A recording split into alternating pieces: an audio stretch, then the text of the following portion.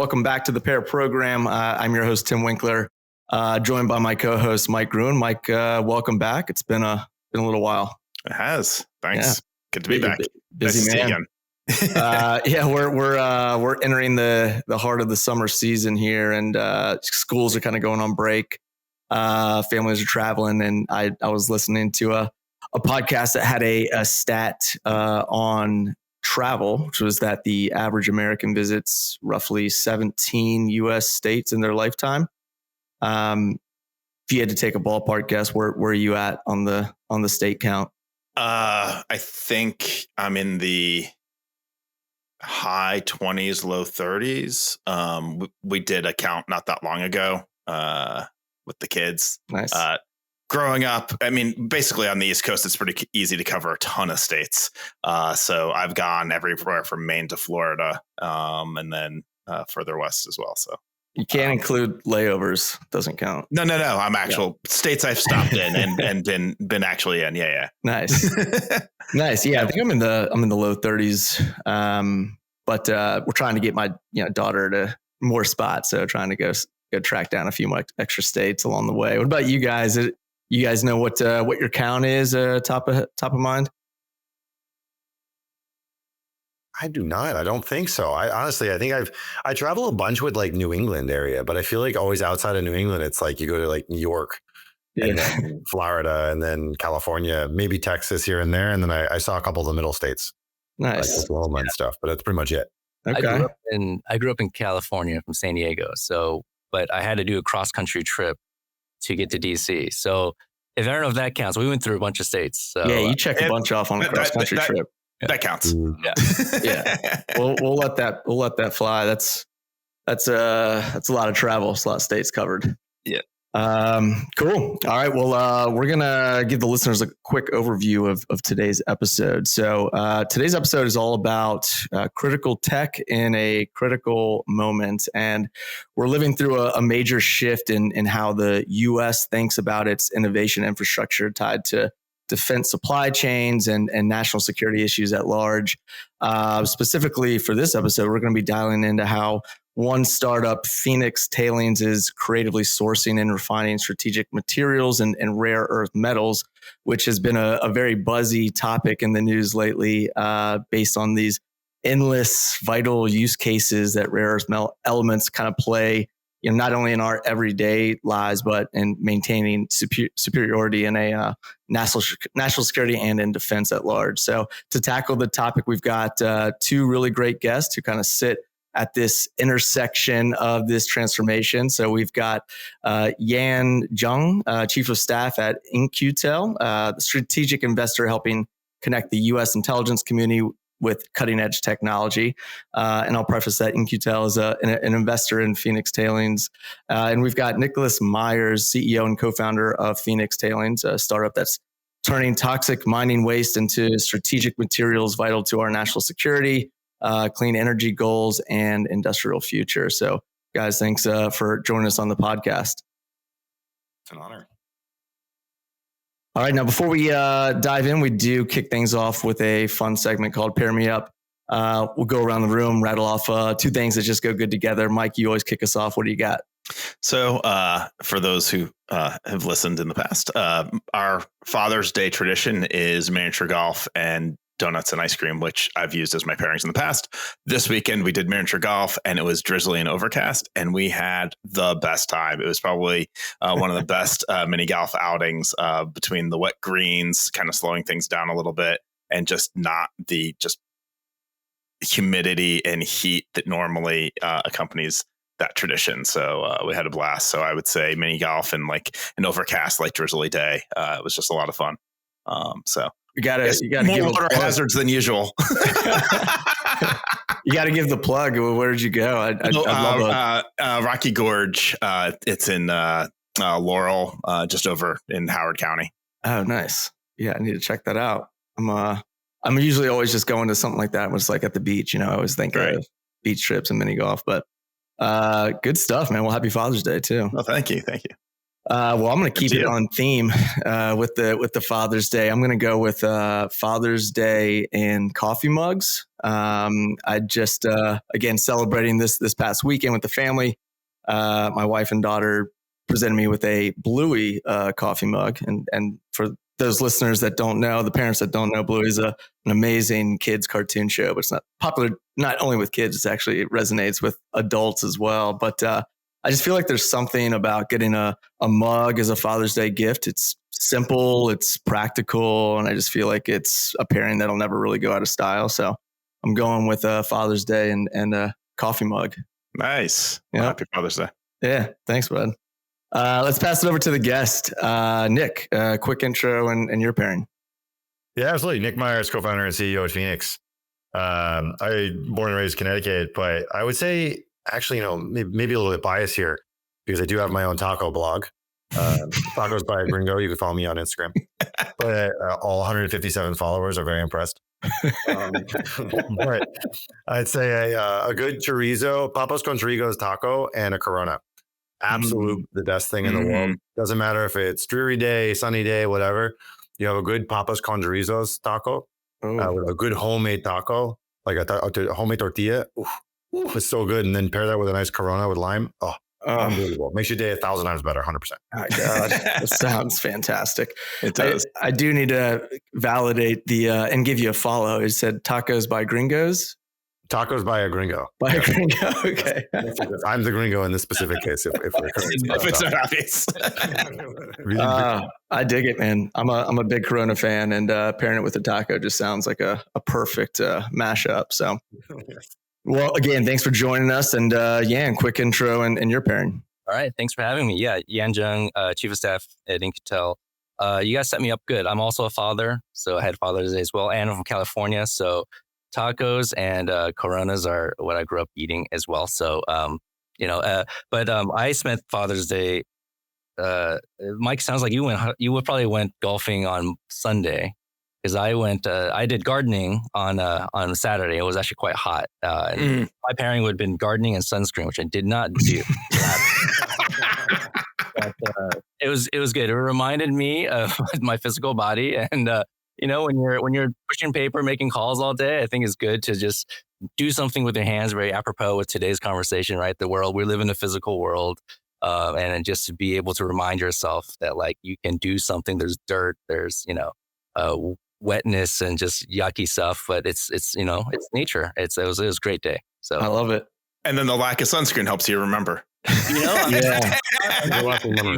not invincible, so it's a memorable pairing. I think a lot of people can relate to that. Not just gardening, like doing yard work in general. It's just get fried. Well, awesome. Well, again, thanks guys for joining us. And let's go ahead and transition into the main discussion here. So, and I do want to kind of like just start with you and maybe begin a little bit more broad here regarding, the urgency of critical tech at large.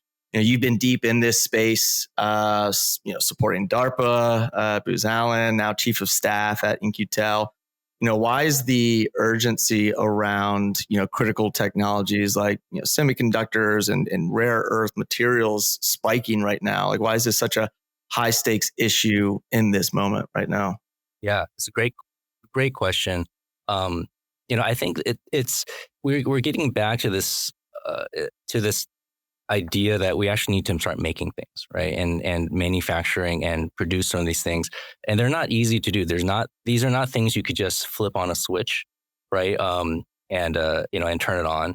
And we have to be cognizant of history, right? There are reasons why at the time we felt it was, economically advantageous, or, it made sense to just move things to abroad, whether because we just didn't know how to take care of the chemicals or the ability to actually do this at a low cost, way. I think those are all things we still need to grapple with, right? How do we make sure we have the advanced labor to be able to do many of these things? How do we make sure that we don't, we have solved some of the environmental like degradation and challenges from doing, advanced semiconductor manufacturing, doing refining of critical minerals, right? Those are all things that still needed to grapple with, which is why we, love what Nick is doing. And I think the cool thing is it's a realization, I think, from the country that like, that this is important, right? Like whether or not we we are in software, right? We're in other spaces. I think it comes back down to the physical world, like, kind of like what we started out with, the physical world, right? Like, everyone's talking about, we were talking about AI and stuff, but if you just talk to anyone about AI long enough, you will end up being in the data center. You'll end up talking about how much energy it takes, right? And so it's and then you start talking about all the ways of getting new energy. If you talk about crypto, you're going to be talking about how much energy it takes, right? And so I feel like we are starting to realize that many things we depend on ends up coming down to how we make it, how much energy is it going to use, where are these chips made, where are these these magnets and other things like produced. So that's I think in a way why we're in the situation we're in. And I think broadly, we don't need to, we could talk about this a little bit later. I don't want to take up all the time. I think there is a discussion we need to have about what is our national idea for a scientific ecosystem. I think we're in a really interesting time right now to rethink the ecosystem. I think we're in an inflection point, and we have thoughts on what that new wave looks like, but it's not going to be what we were doing yesterday. Yeah, I think that's spot on. And I, try to bring it back into the rare earth metals conversation. I don't think folks maybe are privy to the use case. Some of these use cases are countless use cases that apply here. Nick, I think it's a good point for you to kind of touch in on. And, what are all of these, kind of circumstances where rare earth metals kind of touch our daily lives? Like, if you can break it down for us, what they're used for. Yeah, absolutely. I get this question all the time because rare earths are a confusing topic, right? You hear the term rare earths, you hear the term critical minerals, essential materials, and it's just all sorts of confusing. The key thing to remember is that rare earths are a group of 17 different elements, all with nearly impronounceable names. Things like neodymium, dysprosium, terbium, blah, blah, blah, right? They're used in virtually every form of modern day technology. And people forget that how important they really are. And the thing about them and what makes them so essential to our everyday lives is there's not a lot of them used in our everyday technology, but where they're used is so absolutely critical that without them, you can't function. So the microphone that I'm using right now, that is reliant on specifically rare earth metals, some of which actually just got banned from China and have a huge challenge with accessing them. So we would not be having this podcast without rare earth metals. Your computer screen that you're looking at right now, all speakers are used with rare earth metals, and specifically speakers are actually a very, very high performance magnet application. So the speakers have some of the highest, strictest requirements around the rare earth metals that are being used in them because it directly translates the high quality audio performance. But even more relevant things to a lot of folks is like electric vehicles, but also internal combustion motors. The glass that a car has is coated with rare earth elements in various different forms in small different ways. And other things like the F-35, as it goes to national security, uses rare earth metals as part of its landing gear and propulsion systems, as well as missile guidance systems. And without these key essential materials, right, we're not only can we not have a podcast, but we're also subject to foreign threats, foreign invasions, simply because we won't be able to defend ourselves without access to those raw materials. The only other product in the world that I think permeates this level of reliance on our everyday lives, and arguably I think rare earths are further, but the only other product that's relevant is gasoline or oil. And oil is turned into plastic and is used in virtually everything, but rare earths are just the same. And it's the new oil of this generation relying on every different thing that we need. Mm-hmm. And it's, the risk lies in not, domesticizing these supply chains or making these supply chains domestic. Mm-hmm, precisely. I would say that the risk lies in the fact that there are so many different pieces of the supply chain. And if you don't have all of them working together cohesively, if one piece falls, the whole thing falls down. And if you don't have the whole thing reliant in domestic or allied countries, simply put, if you get into a war with another country that has access to this and does control one part of it, then not only will you not have your weapons and the ability to defend yourself, but you won't have the basic necessities that we all rely on, like a cell phone. And it'll cripple your economy so much so that you'll surrender as an entity way before you get to a kinetic warfare issue. So this is a good jump off to dive deep into, Phoenix Tailings is in what you all are doing. So I was doing some research and reading an article out of MIT on the startup story. It was fascinating. So talk to us a little bit about that startup journey, and then how you kind of went from MIT thermodynamics to building a rare earths refinery, and speak to a little bit about how you're solving these problems. Yeah, of course, no problem. So I met Dr. Tomas, our CTO and co-founder, at a Bible study of all things about 8 years ago. Right? A very odd topic to have at a Bible study in general is about earth metals, but hey, we're not the most normal people, I would say, in general. But immediately when I saw Tomas, he was like the smartest person you'll ever meet, right? PhD from BU, undergrad MIT, literally one of the top scientists in the world on the specific type of metal production.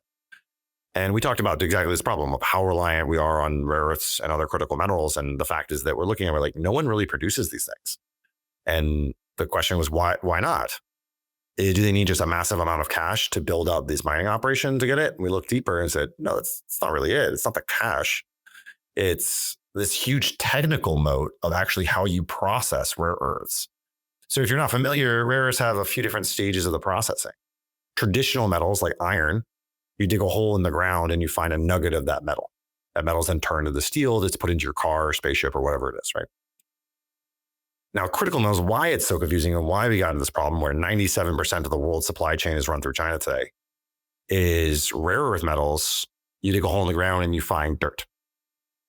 Now, last I checked, dirt is not what an F-35 is made out of, right? So you have to do a lot of chemical processing to get to that final stage. So the first stage is that chemical processing to separate out the individual group metals or the individual oxides from the mixture of rare earths. Then you have those and you turn that to the metal alloy.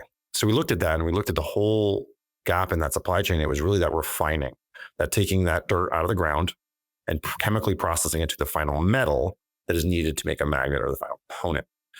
The way that works today is extremely toxic. There's 2,000 tons of waste for every ton of metal produced, which is horrific, which causes many different types of environmental concerns. But the primary one that comes up is the worker safety issues. In the US and other Western world countries, right, we're just not okay with putting our everyday worker, the everyday American, at harm's way to get to access the metal. That is not the same way in many other countries. And so in order to make a domestic solution for rare earths, that was what the first thing we had to solve and understand, hey, how do we do this? And so that really boils down to a very technical question. How do chemicals operate into the system? So quite literally, we saw an opportunity and said, look, we're going to find a way to solve this. And we put $7,000 down, which was our entire life savings at the time.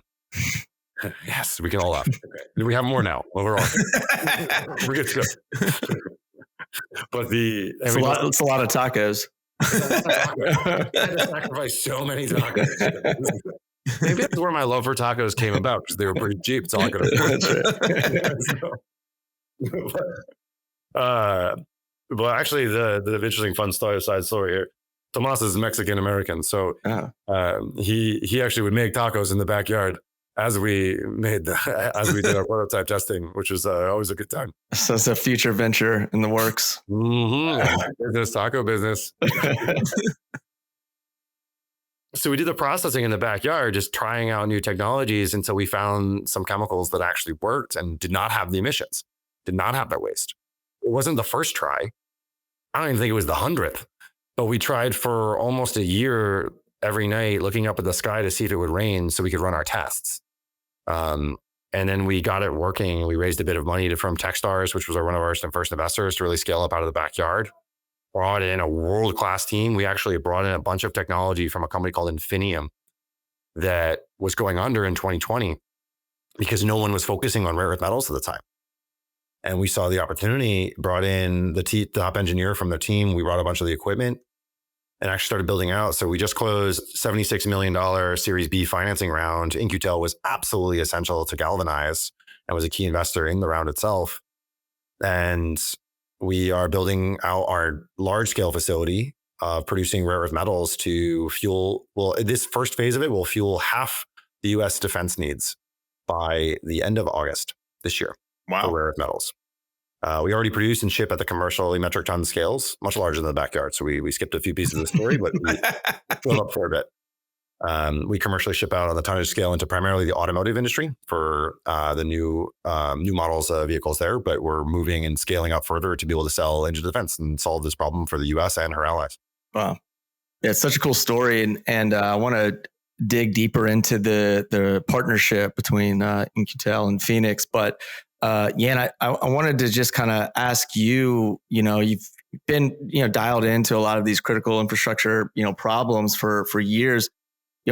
Why do you think solutions like this haven't scaled sooner?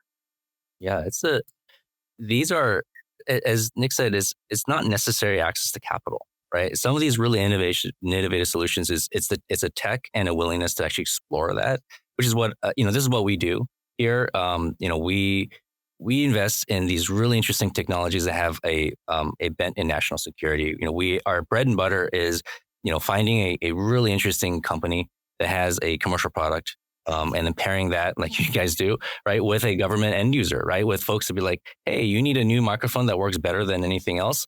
This company is building the next great thing. Like, I'm sure we could use that, for many purposes, right? And most of the time, like the companies are happy that we brought in a government end user. This is, hey, that's great, but can you make it this much better, right? Can you add just this much more?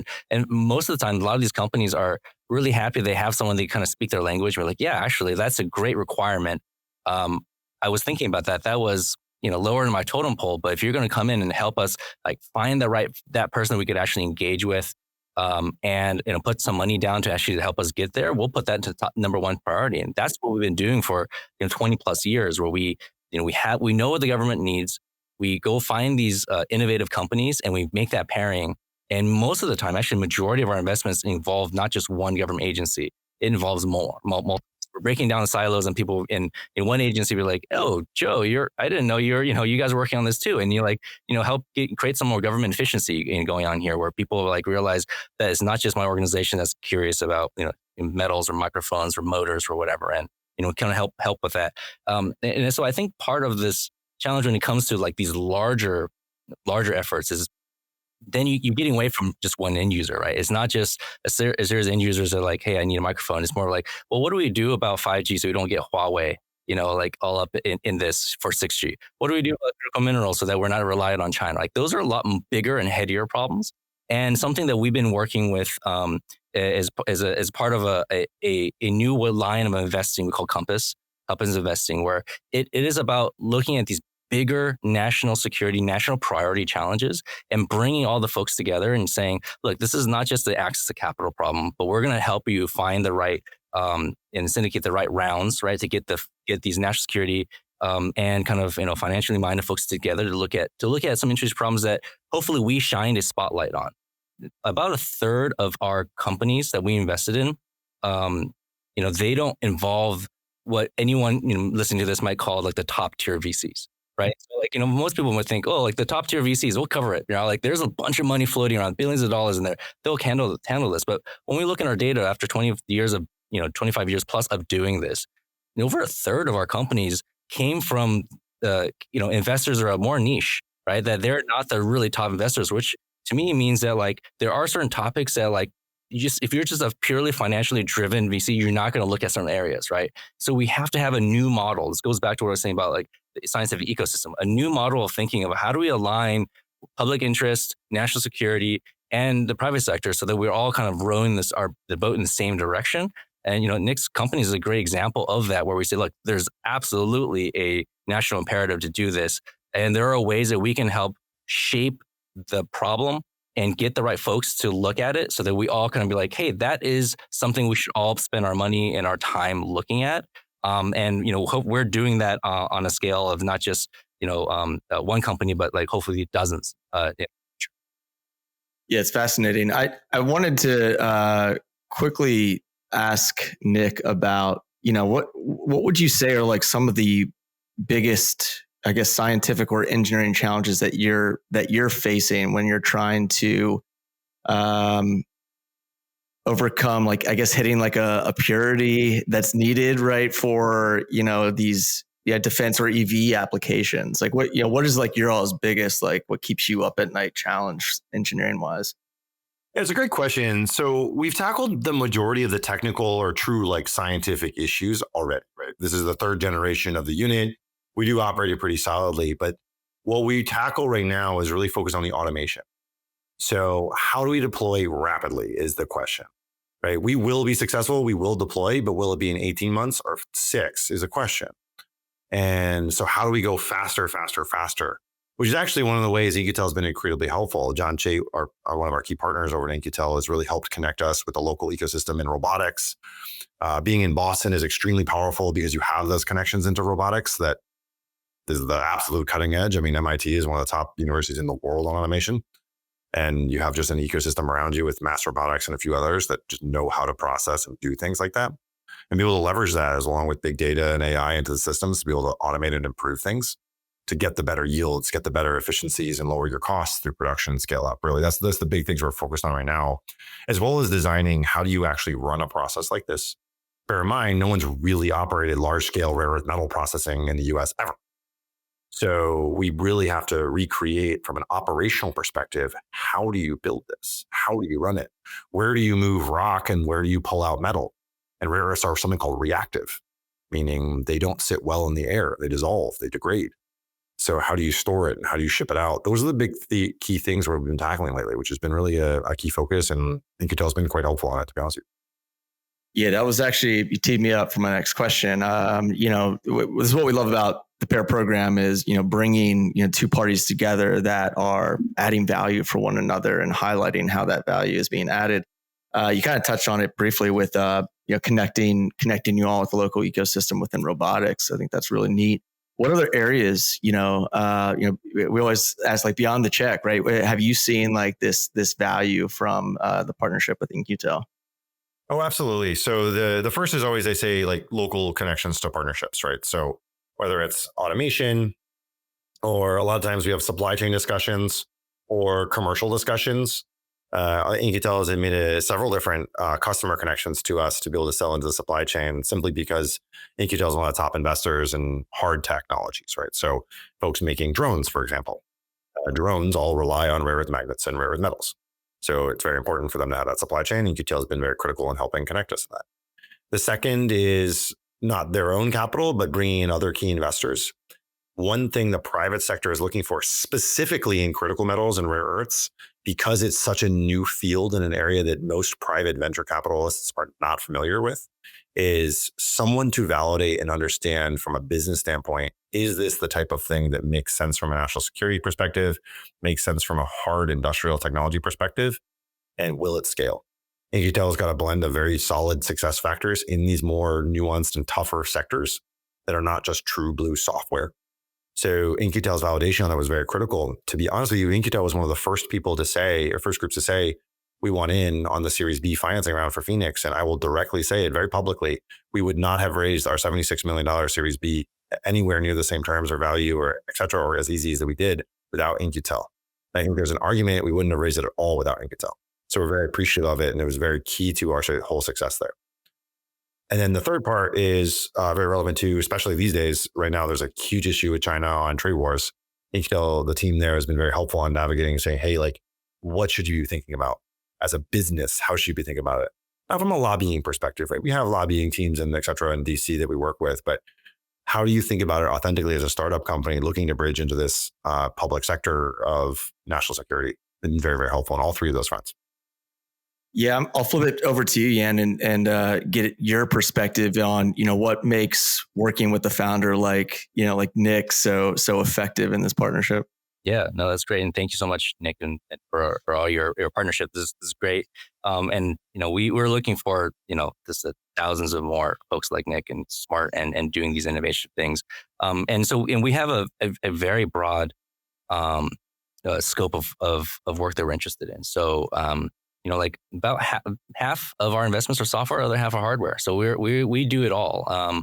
And besides critical minerals and energy generation, we're doing investments in microelectronics and semiconductors, the tools that you need to make sure that you could make semiconductors in the United States. I helped co-lead that team before jumping this role.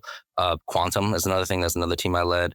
And so we work very closely in some of those areas with the CHIPS Act, right? Folks that are like in the government, this idea of like, how do we align the capital stack, right? There's a public stack of capital that's going to certain things. There's a public stack of capital going to certain things. And oftentimes they're not maybe going in the same direction because they don't know about what each other's doing. So our goal is really looking at each individual ecosystem because they're a little bit different, right? And trying to figure out like, hey, like what can we be doing in different stages of development? Like quantum's a lot earlier stage than where Nick is at, right? Where they're actually being able to get into a mine.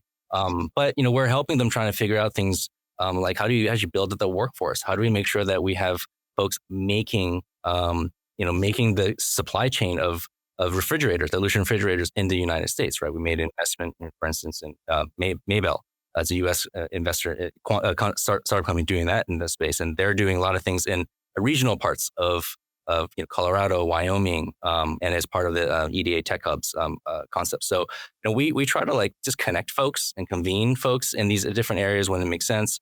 We're really big in bio as well. That's another one of the pillars that we're operating in, and things in areas and like that. Also, we try to help inform our government stakeholders. Like a lot of folks, they're just trying to figure out like what is the future of bio, what's going on, like, and we help be able to bring those folks to to Capitol Hill, to the executive branch, and folks that are actually the stakeholders and policymakers that are making those decisions to be like better understand the hype from what's happening from folks, like hearing it from folks like Nick and others who are actually in it and actually know what they're talking about is just such a better way of expressing kind of to an audience of like where we think the technology is heading. So we hope to be able to do that because Nick will tell you, our checks are small, right? Like we're not a private equity. We're not a large company that will basically give you all the capital. We don't think it's necessarily the capital in itself.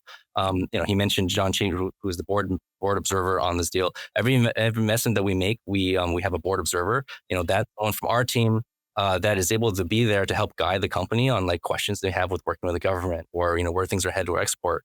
And I think those conversations, that access, the ability to have that conversation is super important, because it's all about relationships. And, in any given year, we're in over 100 plus boards, right? That gives us a lot of access and a lot of to like the leading minds in the field. And to us, that is a way to help guide the United States innovation ecosystem and our government into like, hey, here are the things that are going on that we really need to focus on. Here are the market trends that are affecting directly our CEOs and what they're worried about. Gosh, what can we be doing about that? Right. And so I think this is the intangibles, the in-kindness, that things that we offer that's not just capital based. It's a lot. It has a lot to do with our staff and lots to do with just our model of actually being a partner with our companies and not just a check. Yeah. No, I was just thinking, and you touched on like all the shift in model. You think back to like the 1950s, how would we have solved this, right? We'd probably have something out of DARPA or whatever, just to like, how are we going to, as a government program? And you touched on, I don't know, a dozen things about why this model is a better model. I'm curious if like what your thoughts are, like if you could maybe enumerate some of the reasons like why that model isn't quite as good in the modern world as this one. Oh yeah. You be ready because this is I'm a huge like science history nerd, and this is an area I spent a little bit on Capitol Hill doing innovation policy, and this is something we explored for many years. Like I think we're in a new inflection point. If you think about the big projects that we've done and where we've been going in the early 19th, like 20th century, kind of like after the Industrial Revolution, like majority of R&D was done by private companies. Like this is you think like the big corporate, railroads and things like that. They had a purpose. I need to make a better railroad. I need to save some money. That's the purpose of R&D. And you get to like World War II, and then you have the Vannevar Bush, who is the forefather of NSF, and like the current way of thinking brought in universities and say, no. There's a way of actually bringing public universities into this game, and they could be developing not only new ideas but also like the workforce of tomorrow. And like the ability for us to really build that scientific ecosystem has been hugely critical, right? From us winning the war to post Cold War and be able to keep up and like create new innovations. But I think we're in a point that we haven't really figured out what this new model is yet. And I say that because by the 1980s, the rate of public spending in R&D really has been dropping precipitously since then, and the private sector now outspends the public sector in R&D. And so now it's roughly like 75% of all R&D per GDP in the United States is done by a private sector, not the public sector, right? And so and we have things that some folks in the audience might have heard of, like SBIRs and CRADAs, and different contracting mechanisms developed at a time when they were meant to be working with a lab, maybe a Bell Labs, right? A corporate lab, a large entity like a Raytheon, right? Like those are tools created to work with those folks. And at that time, the concept of what we know today as venture capital and what we know today as startups did not exist. And so we're at a time right now where we're talking about we need to move faster. We need to work with these innovative startups. And constantly you hear this thing is like, we need new authorities. We need new ways to work with folks. And I think that's just a reflection of the fact that we have not updated our model of working with this new group of folks that just did not exist when we developed the old model, right? And I think right now, hopefully I feel like In-Q-Tel has been early in the game. We found in 1999 on that same premise. How do we engage with the private sector, especially startups and VCs, to keep the government ahead of where things are headed? And we really engage with them in new ways to engage with folks. I'm glad folks right now are thinking about like OTs and other ways of looking at things. And I think that's going to be important. But, I think there's models like us, like this nonprofit model that are like really provide a new way of looking at how to actually engage with the private sector with a public interest. I'm a really big fan of Foundation for NIH. When I was in Senator Grun's office, I helped write legislation that stand up the Foundation for Energy Security and Innovation. This now which got stood up with the CHIPS and Science Act. So now the Department of Energy has a foundation, and part of that idea was tailored to look at In-Q-Tel of like, hey, we just need a nonprofit model that's not government but has a government mission, a public mission, to look at national security, energy, and those areas. Those things that cross-cut a public mission, but is able to more easily leverage the tools, financial tools, or contractor tools, or whatever we need really to meet the demands of the time. Yeah, I think this is exactly what we talk about on this podcast, and I think part of it for us is solving the problem of awareness of like what some of those problems are. And I think when you're in industry or commercial startup, it can be extremely daunting to think that you can tackle some of the world's biggest challenges that are tied to national security and defense if you don't have a navigational guide, somebody to kind of, walk you through what it takes to solve, to get connected to the right people and to solve those problems. I think we're seeing a lot more of like communities popping up here, actually little micro networking communities. One I'll plug is Station DC, where it's, they're truly just trying to bring policymakers, investors, and startup founders into one room and, have them meet, greet, talk about what problems they need solved, how that solution is working for this different vertical, and making those connections. I think that's so valuable. And that's what we try to do with, these conversations and bringing folks in. And, those are the things that kind of give us a lot of hope, because I think it was very siloed of like, I don't think I could ever really do business with the government.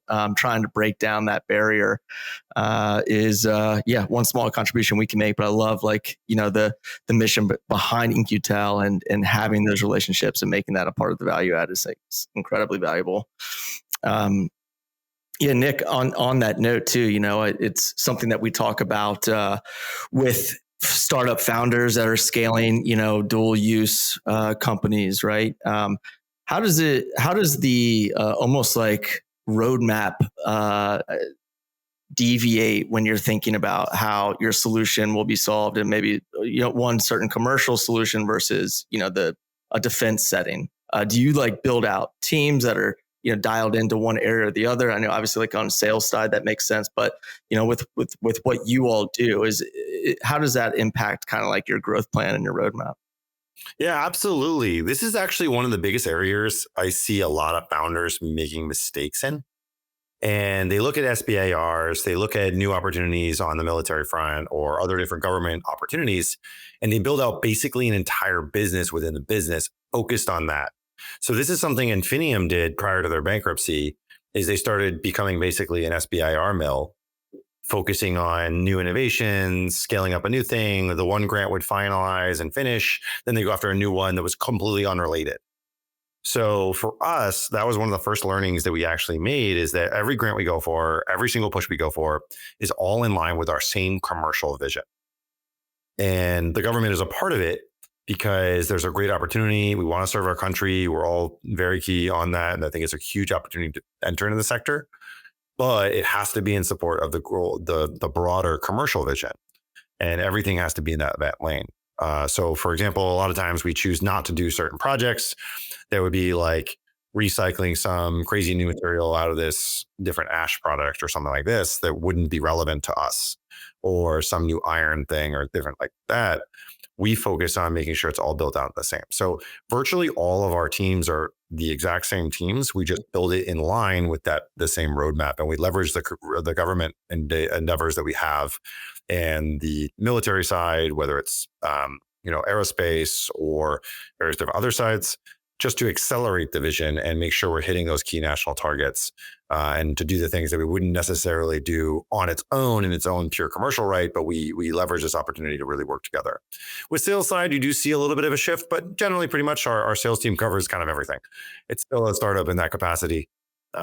We do fairly large contracts. We just signed a $200 million sales contract into the auto industry, but that same team is selling into defense and a few different other sectors as well. So including medical devices, which feels unrelated, but it is really the same type of thing.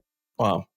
Yeah, that's super, helpful insight. I think that's something that, could turn into a quick masterclass for a lot of startup founders, because they get lost in it. They get lost chasing, a number of, SBIRs. Non-dilutive funding is a beautiful thing, but if it's going to derail your product roadmap, and you don't have access to capital to sustain that long period, you're kind of toast. So it's a challenge that we talk about. We bring it up pretty regularly whenever we're talking with folks, because it's often debated, but everybody's got an opinion on it, and it's always interesting to see like every founder's different approach to it. So appreciate that feedback. Well, maybe just kind of in closing, what can listeners be excited about with the future of Phoenix Tailings? What's on the horizon over the next 1, 3, 5 years? Absolutely. So we're building up our commercial operation in Exeter, New Hampshire. That'll be up and running, producing metals at the 200 metric ton per year scale this summer. So it's not in 4 years, not in 5 years, not 15 years like most mining operations, right? We're getting this thing up and running in 6 months from the initial closing. So we're well on track. I think it's going very, very well, pushing forward to do that. And we'll be shipping out about half the US defense needs of rare earth metals from that operation. We're working with the government, hopefully, to be able to expand beyond that too, and several other parties and commercial entities as well, to be able to increase that size of that facility. But in 2026 and early 2027, we'll be building out our much larger facility to do about 30% of all commercial demand in the United States, about 4,000 metric tons of metal output coming from that up.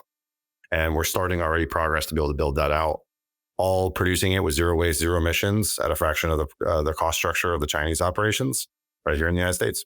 Nice. That's exciting. It is. And then, last note, Yan, what can folks be excited about for, some of the future investments that are going to be coming out of the In-Q-Tel umbrella?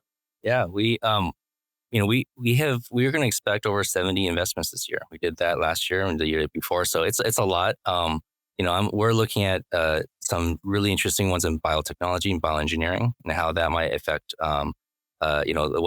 how we keep ourselves safe, and new advances. And actually, you think of people think of medical always when you think of biotechnologies, but we're looking at things of like they're actually these things are actually used to make farms not just medicine, but like lubricants, right? Cosmetics, and like those are actually the industries that are keeping that alive. It's really interesting to see a lot of folks kind of using AI now to figure out what are the right combinations of like molecules and chemicals put together to actually make this new biological component. We're looking at things in like semiconductors. So like we actually made some investments in like how you actually the new tools that will actually take away any dependence we have on from ASML and others future, and to actually create the cutting edge, like smallest feature semiconductor components. So we're really excited, and those are going to be giant projects that are going to be in the United States to actually build build here. And then, things in like, AI and drones. I think one of the cool thing I really like about AI is, we're getting into, everything has to have AI in it. But it's not just like, hey, we're getting away from just the LLM. Like that is table stakes, the way we see it, right? Like everyone has everyone has an LLM. And I think what DeepSeek has shown us is that like, they could get very close, like you don't have to spend all that money. Like you could get really close to a model that, operates close to par with what's, what the industry is doing. What we need to be pushing our industry in the US context is how do we add on top of that? What are the things that's going to make your product that much better and more tailored to the specific mission, and it's about usability, use cases, and kind of just make that faster, and so that we could do more with fewer people. So we're looking at that being perforated through physical AI, from robotics down to cybersecurity and cyber tools and so on. So lots of stuff. We're just constantly inundated with new and exciting deals. So it's an exciting position to be in. I'm really thankful to be able to see all these new companies coming through, across my table like almost every day. That's awesome. We're excited to track it, and we'll be pinging you regularly for future podcast guests. Maybe like a semiconductor or a quantum future guest. I'm sure you've got a large Rolodex of contacts to speak on those topics. So, well, again, yeah, thank you guys for contributing on this topic. We're gonna wrap with our final segment, which is the 5-second scramble, which is just quick answers. Try to keep them within 5 seconds. Some business, some personal. Mike, why don't you kind of lead us with Yan, and then I'll close with Nick. Sounds good. All right, here we go. What makes In-Q-Tel unique? Oh, the people. Sure, it's all about the people. What stage company is your favorite to work with? Early seed stage. Which emerging market or sector do you think is underrated? Quantum. That's a good answer. If you could have dinner with any tech leader, dead or alive, who would it be? I saw Dean Kamen recently, and I never really got a chance to really sit down and talk to him. But Segway and all the other stuff, is a great engineer. Love to have a deeper chat with him. What did you want to be when you grew up? A brain surgeon. Whoa, that's the first. the first. Is there a charity or cause that's near and dear to you? Yes. Supporting kids that in inner city kids, especially like AIPI communities that are just unknown. So the folks like the Hmong community and others, Vietnamese communities, like that's the thing that like we like to support. If you could live in any fictional universe from a book or movie, which would you choose? I think any of the Marvel ones would be nice. It seems like there's so many superheroes. Like I could just wake up and have a superpower. I don't think you want to be a citizen in a Marvel universe. I think you need to be a superhero in a Marvel universe. I'll keep trying. There you go. And what's a surprising hobby of yours? I do woodworking. So I'm on my journey to remake every single furniture in my house. Oh. So starting with the small things, and the table will be hard. That's gonna be a big one. All right. Nice. Well done. Very cool. All right, Nick, you ready? Let's rock and roll. All right. If Phoenix Tailings were an animal, what animal would it be? Wolf. Nice. How would you describe the culture at Phoenix Tailings? Wolf-like. That's perfect. What kind of open roles are you all hiring for over the next 6 months? We're building out virtually the entire finance team, CFO, and controller. Bringing on government affairs specifically. So, yeah, and if you know anyone, let me know. And with some sales folks as well. Nice. What is the weirdest thing that you've ever pulled from red mud? Oh, we pulled gold from one site, which I don't know if that's weird, but I was excited.